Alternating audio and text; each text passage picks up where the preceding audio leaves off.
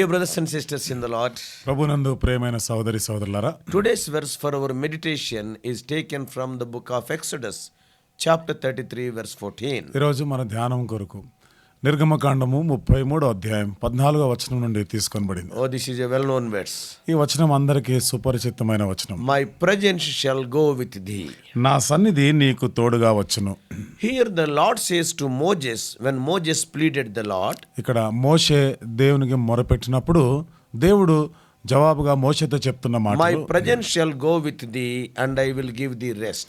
నా సన్నిధి నీకు తోడుగా వచ్చును, నేను నీకు విశ్రాంతి కలుగజేస్తాను. So to understand this promise in a new way, ఈ వాగ్దానాన్ని ఒక నూతన విధానంలో మనం అర్థం చేసుకోవాలంటే we need to look at the phrase my presence and the word rest. నా సన్నిధి విశ్రాంతి, ఈ మాటల్ని మనం పరిశీలన చేయాలి. Some Hebrew experts say that the actual word used in Hebrew for the phrase my presence is my face. Hebrew నిపుణులు వారు చెప్పే మాట ఏమిటిదంటే, నా సన్నిధి అనే దానికి వాళ్ళ భాషలో నా ముఖము అనే మాట ఉపయోగించారు. Hebrew language is a rich language, we all know. Hebrew భాష ఎంత ఘనమైనటువంటి భాష అన్న సంగతి మనకు తెలుసు. Each word will have many meanings. ఒక్కొక్క మాటకి అనేకమైనటువంటి అర్థాలు ఉంటాయి. Even opposite meanings will be there for the same word. ఇంకా చెప్పాలంటే అదే మాటకి విరుద్ధమైనటువంటి అర్థాలు ఇచ్చే మాటలు కూడా ఉంటాయి. So if we take this meaning for our meditation, that is my presence means my face. నా సన్నిధి అనగా నా ముఖము అనేటువంటి ఈ మాటని మనసులో పెట్టుకొని ధ్యానం చేస్తే, The Lord was saying to Moses that my face shall go with thee. దేవుడు మోషేతో చెప్తున్న మాట ఏమిటిది? నా ముఖము నీకు ముందుగా వెళ్ళును. We all know one thing. ఒక విషయం మనందరికీ తెలుసు కదా, Face is the main identification of any person. ముఖము అనేది ఏ వ్యక్తికైనా గానీ ప్రధానమైనటువంటి గుర్తింపు అదే కదా. That's why in our offices, colleges, in passports, etc., the photo of our face will be kept in the all the identity cards. ఆ కారణాన్ని బట్టి మన ఆఫీసులో, మన కాలేజీలో, పాస్పోర్ట్ ఆఫీసులో గుర్తింపు కొరకు మన ముఖాన్ని ఒక ఫోటో తీసి పెడతారు కదా. It is the face that identifies a person. చూడండి, ముఖమే కదా ఒక వ్యక్తికి గుర్తింపునిచ్చేది. Not only that, అంతేకాకుండా a face reveals a person's emotions and moods. ఆ ముఖము ఆ వ్యక్తి యొక్క పరిస్థితి ఎట్లా ఉంది, ఆ వ్యక్తికి ఉన్నటువంటి భావాలు ఏమిటివి, ఇవన్నీ కూడా మనకి అది చూపిస్తాం. People say face is the index of mind. ప్రజలు చెప్తారు కదా, మనసులో ఏమున్నాయో ముఖం మీద కనబడుతుంది. So this morning I want to put before you 7 kinds of faces. ఈ ఉదయకాలము మరి నేను ఒక 7 రకాల ముఖముల గురించి నేను మీతో చెప్పాలను. Firstly, a hard face. మొదటిది కఠినమైన ముఖము. That indicates hatred, defiance and ruthlessness. అంటే ఇది ద్వేషము, ఏమాత్రం కనికరం లేనటువంటి ఆ సంగతులు మనకు జ్ఞాపకం చేస్తాయి. Secondly, a shining face. రెండవది మెరుస్తూ ఉండేటువంటి ముఖం. That is an evidence of joy. అదే సంతోషానికి గుర్తుగా ఉంటుంది. Thirdly, మూడవది a shamed face. ఎంతో సిగ్గు లేదా అవమానపరచబడిన ముఖం. That points to defeat, frustration and humiliation. ఇది ఓటమి, ఎంతో కృంగిపోయిన స్థితి, దిగజార్చినటువంటి స్థితిని అది చూపిస్తాడు. And fourthly, a flaming face. నాలుగవది అది వెలుగుతూ ఉన్నటువంటి మండుతూ ఉన్నటువంటి ముఖం. Oh, that one is convulsed by terror. అంటే ఆ వ్యక్తి ఎంత భయంకరమైనటువంటి ఆ రూపంలో కనబడతా ఉంటాడు. Fifthly, an evil face. ఐదవది చెడ్డ ముఖం, చెడు ముఖం. Which will be marked by distress and anxiety. ఇక్కడ అంతా ఆందోళన, కృంగుదల ఇలాంటివన్నీ కనబడతా ఉంటాయి ముఖం మీద. Sixthly, a fallen face. ఆరవది పడిపోయిన ముఖం. That stems from a very strong anger or displeasure. ఇది ఎంత బలమైనటువంటి కోపము, అయిష్టత వాటి నుండి వచ్చిన ముఖం. And seventhly, it is God's face. ఏడవది దేవుని ముఖం. God's face stands for his whole being, his character and his attributes. దేవుని ముఖము, ఆయన గుణ లక్షణాలు, అసలు పూర్తిగా దేవుని గురించి ఆ ముఖంలో మనకు అర్థమవుతుంది. What God is, yes, we can see in his face. దేవుడు ఏమై ఉన్నాడు, అది ఆయన ముఖంలో మనం All చూడవచ్చు. his attributes we can see in his face. ఆయనకున్న గుణాలు, సుగుణాలు అన్ని కూడా ఆయన ముఖంలో మనం Oh, చూడవచ్చు. he is eternal. ఆయన నిత్యుడైన He దేవుడు, is invisible. ఆయన అదృశ్యుడైన He is దేవుడు, incomprehensible, we cannot understand. ఆయన మనం అర్థం చేసుకోలేని గ్రహింపజాలనంతగా గొప్ప దేవుడు He is ఆయన. infinite. ఆయన అనంతమైనటువంటి He is దేవుడు. unchangeable. ఆయనడు మార్పు చెందని దేవుడు. He is almighty. ఆయన సర్వశక్తి గల He దేవుడు. is wise.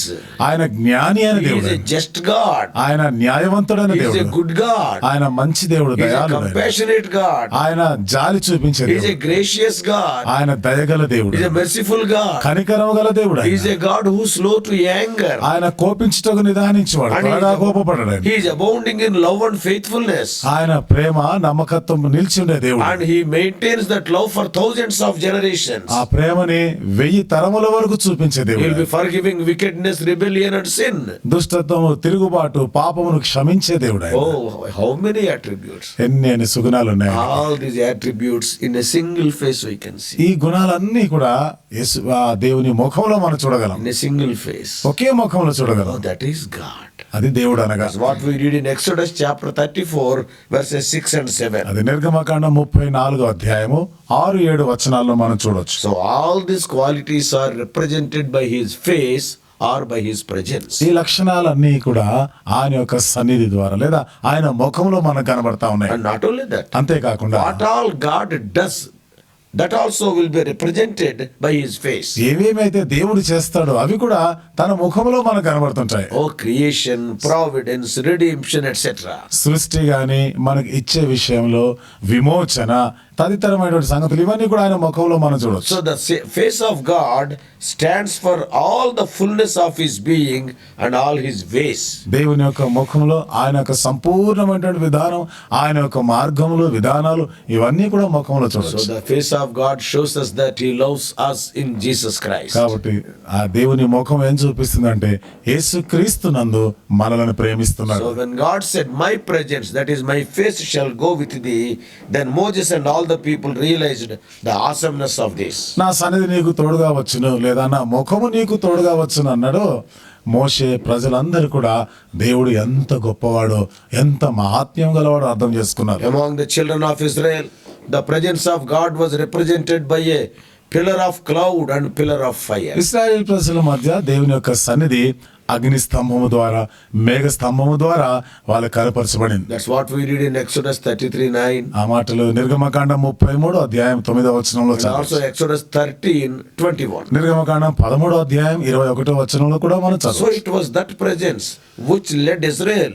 through the Red Sea on dry ground. కాబట్టి ఇశ్రాయేలీయులని ఆ ఎర్ర సముద్రంలో ఆరిన నేల మీద నడిపించినటువంటి ఆ సన్నిధి అది. Oh, it was his presence which drowned Pharaoh's army. ఆయన సన్నిధే ఫరో యొక్క సేన సైన్యం అంతటిని ముంచి వేసింది. It was the glory of that presence which made the face of Moses so radiant that all the people were afraid to come near him. ఆ సన్నిధి యొక్క మహిమా కాంతియే మోషే యొక్క ముఖమంతా కూడా వెలిగిపోతుండగా ప్రజలు మోషే ముఖాన్ని చూసేదానికి భయపడ్డారు. Oh, that's what we read in Exodus 34:30. ఆ మాటలు నిర్గమకాండం 34 అధ్యాయం 30 వచనంలో చదవచ్చు. It was a presence both awesome and terrifying at the same time. చూడండి, ఆ సన్నిధి ఎంతో గొప్పదైనటువంటి సన్నిధి, అదే సమయంలో భయభ్రాంతులు గొల్పించే ముఖం కూడా అది. So don't forget what God said in verse 20. కాబట్టి 20వ వచనంలో దేవుడు చెప్పిన మాటని మర్చిపోవద్దు. Oh, you cannot see my face, for no one can see my face and live.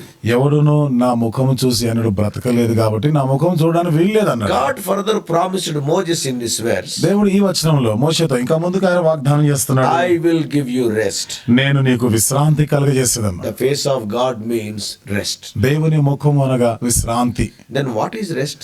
అంటే మరి విశ్రాంతి అనగా ఏమిటి? It does not mean that an afternoon nap. అంటే దీని అర్థము మధ్యాహ్నం ఒక కొనుకు తీస్తామే అది కాదు. It doesn't mean an armchair at the end of a long day. చూడండి, ఆ దినమంతా కష్టపడిన తర్వాత తీరికగా మనం ఈ ఆరామ కుర్చీ అంటామే, అది కూడా దాని మీద కూర్చోవడం కాదు. It does not mean a lawn chair on a sunny summer afternoon. అంతేకాదు, ఇది ఎక్కడో మనం ఒక లాన్ లో పచ్చిక బయలులో ఒక కుర్చీ వేసుకొని, లేకపోతే ఇంకేదో ప్రశాంతమైనటువంటి వాతావరణంలో ఒక కుర్చీ వేసుకోవడం అట్లా కాదు అది. Or it does not mean a hot tub after an hour of vigorous exercise. అంటే ఎంతో ఒక గంట సేపు మనం ఎంతో కసరత్తు వ్యాయామాలు చేసిన తర్వాత కొంచెం వేడి వేడి నీళ్లు తీసుకోవడం, ఆ విశ్రాంతి కాదు ఇది. What is this rest? ఏమిటి విశ్రాంతి అనగా? Rest means shalom. విశ్రాంతి అనగా షాలోం, peace from enemies, అంటే శత్రువుల నుండి సమాధానం, security, భద్రత, a state of well-being. చూడండి మన మంచి స్థితిలో ఉండడం. Oh, think of Abraham. Abraham గురించి ఒకసారి He was ఆలోచించండి. called to leave his home.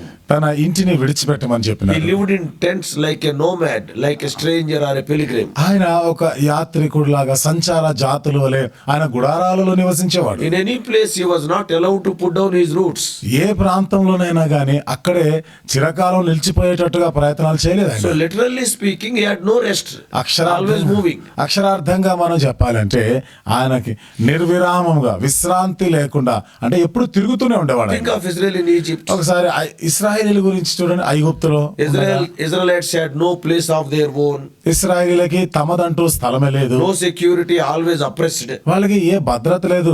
ఎప్పుడు చూసినా కానీ వాళ్ళు బాధ పెడుతూ So అణచివేస్తుండేవారు. literally speaking, they had no rest. అంటే ఇక్కడ అక్షరార్థంగా మనం చెప్పుకుంటే వాళ్ళకి విశ్రాంతి లేదు. Also think of Israel in the wilderness. మరి అరణ్యంలో ఉన్న ఇశ్రాయేలు ఒకసారి ఆలోచన చేయండి. Again, they had no place of their own. అక్కడ కూడా వాళ్ళదంటూ సొంత ప్రదేశం స్థలం లేదు. They were constantly on the move. కావున వాళ్ళు ఎడతెగ నిరంతరం వాళ్ళు ముందుకు సాగుతూనే ఉన్నారు. Always they were surrounded by the enemies. ఎల్లప్పుడు కూడా చుట్టూ శత్రువులే ఉండేవారు. So literally speaking, again no rest. అక్షరార్థంగా మనం ఆలోచన చేస్తే మరలా విశ్రాంతి లేని పరిస్థితి. Yet they enjoyed the peace that passeth human understanding. అయినను మానవ జ్ఞానమునకు మించినటువంటి సమాధానం వాళ్ళు అనుభవిస్తున్నారు. In the midst of all these things, ఈ పరిస్థితులన్నిటి మధ్య they enjoyed rest. వాళ్ళు విశ్రాంతి, నెమ్మదిని This is అనుభవించారు. what Paul writes to Philippians in Philippians 4th chapter verses 6 and 7. ఈ మాటలో పౌలు ఫిలిప్పీలకు రాస్తూ 4వ అధ్యాయం 6-7 వచనాల్లో రాస్తున్నాడు. I present shall go with thee and I will give thee rest.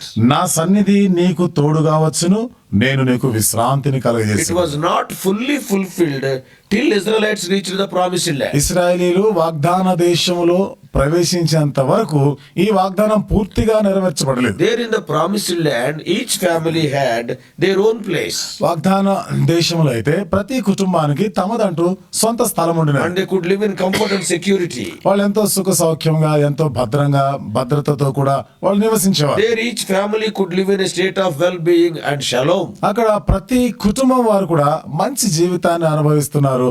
సమాధానంతో, షాలోంతో వాళ్ళు ఉండినారు. So when we apply this truth to the New Testament believer, ఈ సత్యాన్ని క్రొత్త నిబంధన విశ్వాసికి మనం అన్వయింపజేస్తే this rest points to victory and salvation in Jesus Christ. ఈ విశ్రాంతి యేసుక్రీస్తు ప్రభులో రక్షణ, విజయాన్ని గురించి మాట్లాడుతుంది. For only then can the people of God have shalom.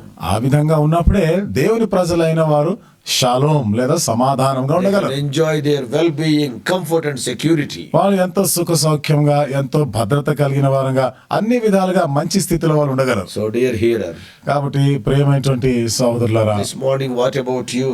మీ సంగతి ఏమిటి? Have you got this rest in your life? మరి మీ జీవితంలో ఈ నెమ్మది, ఈ విశ్రాంతి ఉందా? This world's glory is a passing show. ఈ లోక సంబంధమైన ఈ మహిమ, వైభవము గతించిపోయేటువంటి నటన మాత్రమే. Come to Jesus Christ. యేసుక్రీస్తు చెంతకు రండి. He says, I will give you rest. ఆయన ఏమంటున్నాడు? నేను మీకు విశ్రాంతిని ఇస్తాను. Oh, you can read Matthew 11:28. మత్తయి సువార్త 11వ అధ్యాయం 28వ వచనంలో మీరు So చదవచ్చు. this morning make sure that you are in Christ Jesus. ఈ ఉదయకాలన యేసుక్రీస్తునందు ఉన్నాము అనేటువంటి ఆ సత్యాన్ని He నిశ్చయపరచుకోవాలి. will guide you the rest of your life. నీ శేష జీవితం అంతా కూడా ఆయన నీకు మార్గదర్శకుడుగా ఉండి నడిపిస్తాడు. God will be with you. దేవుడు నీతో కూడా ఉంటాడు. His presence will be with you. ఆయన సన్నిధి నీతో కూడా His ఉంటుంది. face will shine upon you. ఆయన ముఖము నీ మీద You can ప్రకాశిస్తుంది. enjoy rest all the days of your life. నీ జీవిత కాలం అంతా కూడా నువ్వు విశ్రాంతిని May అనుభవించగలవు. God help you. దేవుడు నీకు సహాయం It is only చేయాలి. possible with Lord Jesus Christ. యేసుక్రీస్తు ప్రభు వారితో మాత్రమే సాధ్యమవుతుంది. Because one name given to him is the Prince of Peace. ఎందుకనగా ఆయనకి ఇవ్వబడిన పేర్లలో ఒక పేరు సమాధానాధిపతి. He is Shalom. ఆయన షాలోం. Let us pray. ప్రార్థన చేసుకుందాం. Loving Heavenly Father, ప్రేమగల మా పరలోకపు తండ్రి, how gracious God. కృపగల మా దేవా, Undoubtedly, in the midst of so much technological advancements, we are living in a restless world. సాంకేతిక పరంగా ప్రభా ఎంతో ముందంజ వేసిన ఈ దినాల్లో కూడా నిశ్చయంగా ప్రభా మేము విశ్రాంతి లేని పరిస్థితులు అనుభవిస్తున్నాం. Lord, there is a big question and fear what will happen tomorrow. రేపటి దినం ఏమి జరగబోతుందో అనే దాని గురించి ప్రభా ఒక పెద్ద ప్రశ్నార్థకంగా We are not ఉండిపోతుంది. guaranteed about the next moment. ప్రభా మరో క్షణం గురించి మాకు ఏ నిశ్చయిత భరోసా లేదు. Wars, floods, earthquakes, natural disasters and epidemics.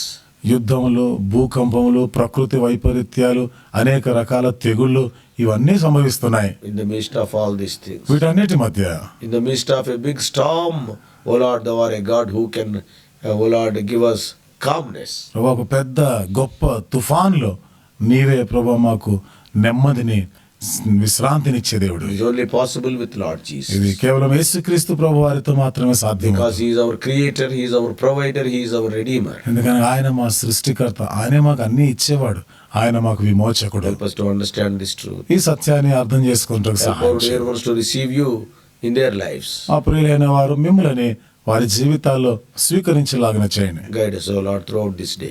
దినమంతా కూడా మీరే మమ్మల్ని నడిపించండి. We do pray in the mighty name and rest-giving name of our Lord and Savior Jesus Christ. మా ప్రభువును, మా రక్షకుడైన యేసుక్రీస్తు వారి బలమైన నామములో, విశ్రాంతినిచ్చే నామములో ప్రార్థించి వేడుకుంటున్నాము తండ్రి. ఆమేన్. God bless you all.